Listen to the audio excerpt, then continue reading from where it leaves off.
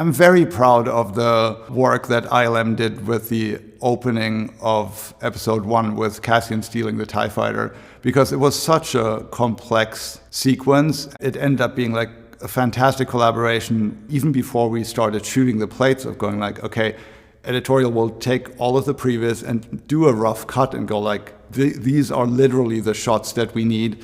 That allowed us then to go in and shoot as much of it practical as possible with Luke Murphy and the SFX department, doing like practical explosions and sparks and all that stuff.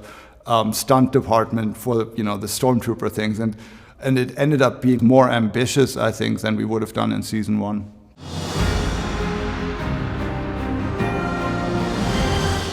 I mean, it's certainly something that we constantly looked at. And really a continuation from Rogue One. I worked with John Knoll on Rogue One as well as the co-VFX supervisor. And that was a show that very much looked, obviously, at the very first Star Wars movie and said, like, how do we get that feel across? And then Andor, became basically a continuation of that.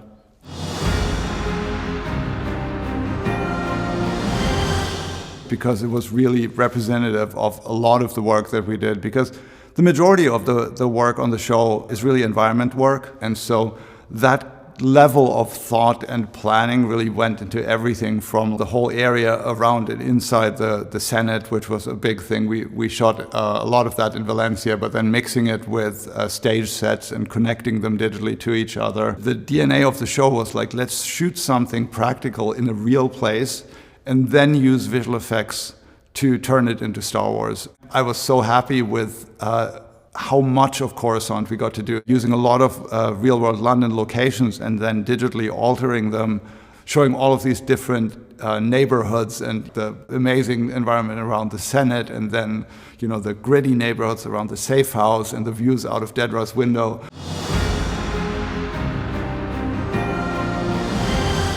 It's fun to sometimes be able to revisit things. So, for example, on Attack of the Clones, what I'd worked on was actually city layouts for Coruscant, and I also did some shots in the Senate chamber. And then to literally 20 years later go like, oh, okay, we're back in the same environment, so we can actually sort of redesign this and use like all the new technology that we have to really try and make like a new version of Coruscant and a new version of the Senate.